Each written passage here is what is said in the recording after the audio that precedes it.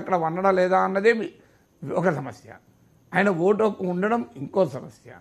ఆయన వారా వేసుకొని తిరిగితే మీకు సమస్య. ఆయన పెళ్లి చేసుకుంటే సమస్య. అసలు ఇది ఇక్కడ సమస్యలండి. ఆఖరికి ఆయనకు ఒక ఎన్నికల కమిషన్ పిలిస్తే సమస్య. ఆఖరికి ఆయనకు గుర్తిస్తే సమస్య. అంటే పవన్ కళ్యాణ్ అంటే ఇంత టెన్షన్ ఎందుకు పడతానని నాకు అర్థం కాని అంశం. అది వైఎస్ఆర్ కాంగ్రెస్ పార్టీ బలాన్ని తెలియజేస్తుందా, బలహీనతను తెలియజేస్తే ఒక్కసారి గుండెమే చేసుకొని ఆ ఐప్యాక్ పీప్యాక్ ఉంది కదా వైసీపీకి, వాళ్ళు ఐప్యాక్ను ఆలోచించమని చెప్పండి.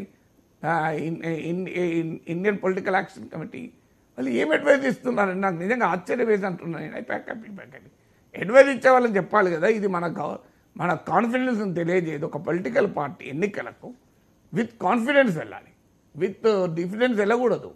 151 సీట్లున్న పార్టీ, 50% ఓట్లున్న పార్టీ, ఎన్నికల కమిషన్ పవన్ కళ్యాణ్ పిలిచి మాట్లాడితే టెన్షన్ పడుతుంది. నాకు అర్థం కాదు ఏమవుతుంది. ఓకే, పిలువరు సమీక్షకు, పవన్ కళ్యాణ్ వెళ్ళి ఇండివిజువల్గా వెళ్ళి ఎన్నికల కమిషన్ కలుస్తాడు. కాదంటారు ఎవరన్నా. So be confident. నా సలహా ఏంటంటే వైఎస్ఆర్ కాంగ్రెస్కు ప్లేస్ ఎలక్షన్ విత్ కాన్ఫిడెన్స్. అది లేకపోతే ఆ పార్టీకి నష్టం, డెఫినెట్గా ఆ పార్టీకి చాలా నష్టం అవుతుంది. మీరు చూస్తుండండి, నేను ఇవాళ చెప్తున్న మాట నిజమవుతుందో లేదో మీరు చూడండి. ఈ రకమైన కాన్ఫిడెన్స్ను కోల్పోయిన విమర్శలు చేయడం, కాన్ఫిడెన్స్ కోల్పోయిన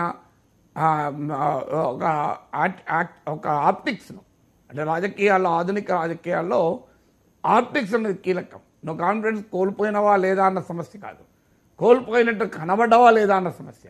నీకు ఆ కాన్ఫిడెన్స్ లోపల లేకపోయినా కాన్ఫిడెంట్గా ఎన్నికలకు పోలు ప్రజలు ఆశీర్వదిస్తారు. నువ్వు కాన్ఫిడెంట్ లేకుండా పో, నీకు ప్రజలు నష్టం జరుగుతుంది. నేను ఇవాళ చెప్తున్నాను 10వ తారీఖు జనవరి 10 మీరు చూడండి. రిజల్ట్ వచ్చాక ఈ ల్యాక్ ఆఫ్ కాన్ఫిడెన్స్ ఇలాగే కొనసాగితే వైసీపీకి తీవ్రమైన నష్టం జరుగుతుంది.